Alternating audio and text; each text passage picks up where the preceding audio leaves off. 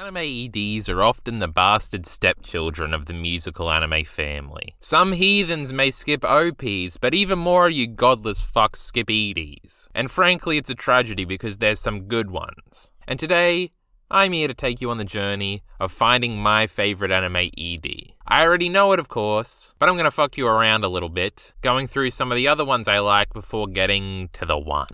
Let's start off with the classics. You might expect a self-respecting gentleman like me to have one of these as their favorite, because there's some good ones in this category. You can't go past Real Folk Blues, from Cowboy Bebop of course, a hell of a song that represents and engages all the emotions the show does, and all those feelings wash over you as you listen and poorly sing along. There's also of course my favorite anime potentially, Neon Genesis Evangelion, and its famous utilization of Fly Me to the Moon. It's the perfect blend of tone and English, my favorite things. Plus it's different in nearly every episode, in the voice actress singing it, and it usually always reflects the emotional beats of the episode, or at least the emotions the episode ended with, tying into the show in a way that's a brilliant little touch.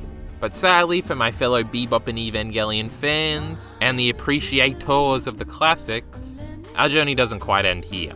How about adaptations of classics, with often differing qualities? Berserk's 1997 anime falls short in a lot of areas, don't tell shapes. But one it doesn't fall short in is music, and the ED is no exception. Waiting So Long is as haunting a memorial as you'll ever see. This ED is a memorial for the Band of the Hawk and its members, at least as they were. The English only bolsters the haunting effect of the song, but sadly it does come up short in this conversation. Finland Saga notoriously not an adaptation I'm very fond of, but that second ED fucking rules. Again, we got some English, I love it, and we've got a haunting undertone to the song, but it's much grander than the Berserk ED. Those sad undertones ruminate throughout the entire song, but the song fucking slaps. She's singing the fuck out of this song, and I'm into it. Seeing the Valkyrie or whatever flying over the sun or whatever the fuck with its goddamn sword, that's some cool shit. What about my old stomping grounds of Attack on Titan? Another adaptation I'm not so fond of, but one that brings the EDs. Great Escape is the first one I really like, it's so fast-paced and bumpy. The song feels busy, and I love how it's integrated into the final episode of Season 1. It feels grand and dramatic. But it's probably outdone by maybe the runner-up overall in this conversation as might be my second favorite ED ever. Again, we've got a haunting sound, a special type of haunting sound, and a song sang in English, so you know I'm into it. I don't even know what to say about this one and aren't quite sure how to describe it. It's a ride. If the full song was being considered here, it might take the top spot, but it doesn't quite measure up. Plus, let's not forget about those visuals and how they shocked the Attack on Titan world when they first came out. Ymir getting eaten, Titans rising out of the sea, some scary shit that eventually would eventuate. But the next Attack on Titan ED, and one that certainly deserves a mention here, even beats the second ED out in terms of incredible visuals. Akatsuki no Requiem, I can say that one, is the best looking ED I think I've ever seen. But it's also the only ED Linked Horizon ever did for the series, when usually they were on OP duty. And I still hate Red Swan, I always will, don't try to convince me, but Linked Horizon made up for that by in that same core having this fucking ED. The visuals doubling as young Historia, or Ancient Ymir is fucking sick.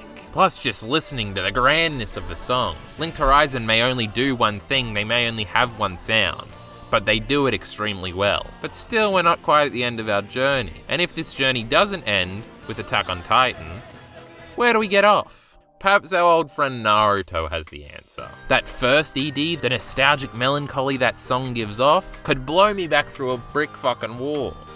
Don't cry, it's alright. It's probably the most tonally and emotionally similar in my opinion, and has the most similar effect on me that my eventual pick for number 1 has on me. That's your only hint. And part of me loves and hates it for giving off these emotions. Bicycle from Naruto Shippuden is also excellent. It's a Hinata-focused ED about her hiding from the rain and riding her bike, all as the vocals scream bicycle, bicycle in Japanese, and I wouldn't trade it for the fucking world. But it doesn't quite hit the spot either. But what about the dangerous Serial Experiments lane? I think its ED, is often overshadowed by its OP. After all, the ED isn't sung by Boa, so we shouldn't expect it to be as good, but it definitely deserves a mention in this company. It's definitely haunting, and the weird off-putting pace of the song is something I really, really like. It's great. But to find my absolute favorite anime ED, we have to journey into the wonderful world of Dragon Ball. There's the wonderfulness that is Zenkai power. The nostalgia that reels off me for this one is intense. Thinking back to watching the Frieza Saga as a kid, and sitting still, urgently waiting for the next episode, while this song would play. I wanted to figure out how everything would wrap up. Would Goku win? What's up with this Frieza fella? Where's Vegeta at? Just the craziness of Namek, especially early on when there's so much going on and so many different plot lines to cut to. It's just some good shit, and this song is forever etched in my mind as a companion to all those moments. What about the cute Gohan iconography? He's just running, because it's little Gohan. How cute. The world is his. Popcorn shower. Let's go. But this isn't where our journey for the best ends, however. Perhaps we'll find it with this song's replacement. Anyone like Angels? Angels? God, do I love the sound of 80s Japanese pop. I have no idea if that's what this is, but the weird way it's recorded gives it a specific sound or something. It's alive on Zenkai Power too, I love it. There's like a tinniness or something, I don't know how to describe it. I'm not an audio engineer. The Videl and Gohan high school stuff maintains as the best Dragon Ball ever got, and the imagery in this song is riddled with that stuff. And I don't even like adult Gohan. Yeah, I'm still talking about that in 2021. This is not the same guy. I hate Saiyaman, but I'll tell you what 11-year-old me was in love with, and that's long-haired Videl. She's so mean.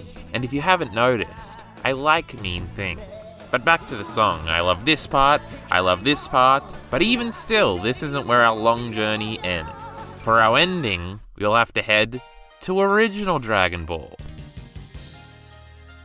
No, not even that. Yes, this.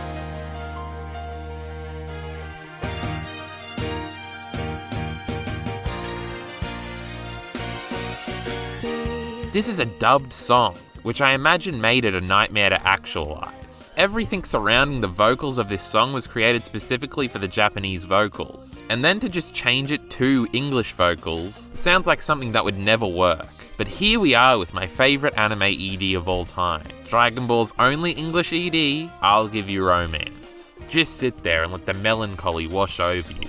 I used to despise this song when I was younger and watching Dragon Ball on DVD. I would try desperately to skip it whenever I was able to fight off the laziness it took to walk over to the player and press the button. It depressed the hell out of me. I remember specifically a day, I was like lying on a mattress on the ground in my room, and I was watching the snow episodes, whichever Red Ribbon Army dude was in the snow thingy. I think Ada and the redhead girl were around. Shout out to my boy Ada. And I think it was a day I was supposed to be at school and I faked being sick to stay home. So you had to like lay on the ground on the mattress to pretend I was sick, box of tissues or whatever. And I didn't want to get up every time. And the song would just play and it was freaking me out. I hated it. I hated melancholy as a kid. Now that I'm a desperate, sad, not even teenager anymore, 20-year-old, still gotta get used to that. I love melancholy. Melancholy is my favorite thing, apparently. What a sad boy.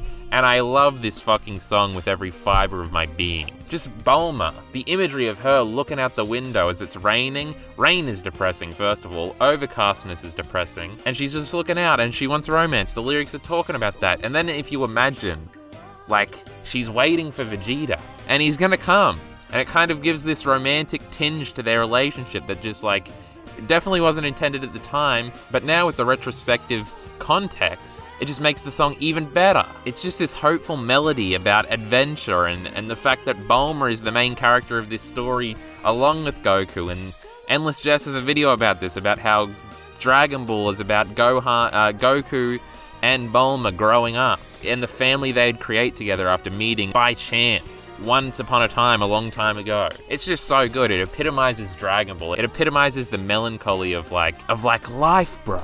Of life. This song is life. It's love. It's fucking perfect. Just listen to it. I love it so much. It's definitively my favorite anime ED of all time.